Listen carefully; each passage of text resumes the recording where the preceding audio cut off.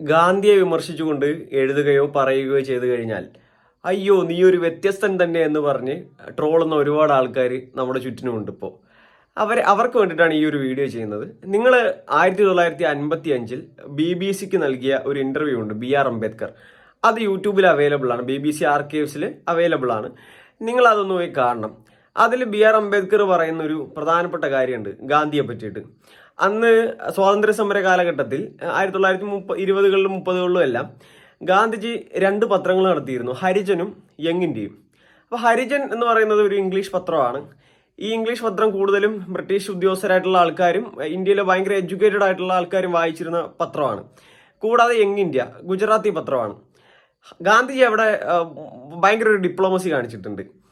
ഹരിജനിൽ പ്രത്യേകിച്ച് ഇംഗ്ലീഷുകാർ വായിക്കുന്ന പത്രത്തിൽ ജനാധിപത്യ മൂല്യങ്ങളെ പറ്റിയും പൗരന്മാരുടെ അവകാശങ്ങളെ പറ്റിയും എല്ലാം ഗാന്ധി എഴുതുകയും, അതേസമയം യങ് ഇന്ത്യയിലേക്ക് വരുന്ന സമയത്ത് ഗാന്ധിജി എന്ത് ചെയ്യും, ജാതീയതയ്ക്ക് അനുകൂലമായി ചാതുർവർണ്ണ വ്യവസ്ഥ നിലനിൽക്കണമെന്ന് എഴുതുകയും ചെയ്യും.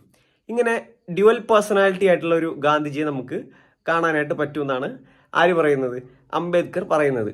അപ്പൊ അംബേദ്കർ അത് ഗാന്ധിജിയെ പറ്റി എന്താണ് അഭിപ്രായം എന്ന് ചോദിക്കുമ്പോൾ അംബേദ്കർ പറയുന്ന സാധനം അയ്യോ വളരെ മോശം എന്നുള്ളൊരു സാധനം പറഞ്ഞിട്ടാണ് തുടങ്ങുന്നത് തന്നെ. അപ്പൊ ഒന്ന് പറ്റിയാലൊന്നും കാണുക.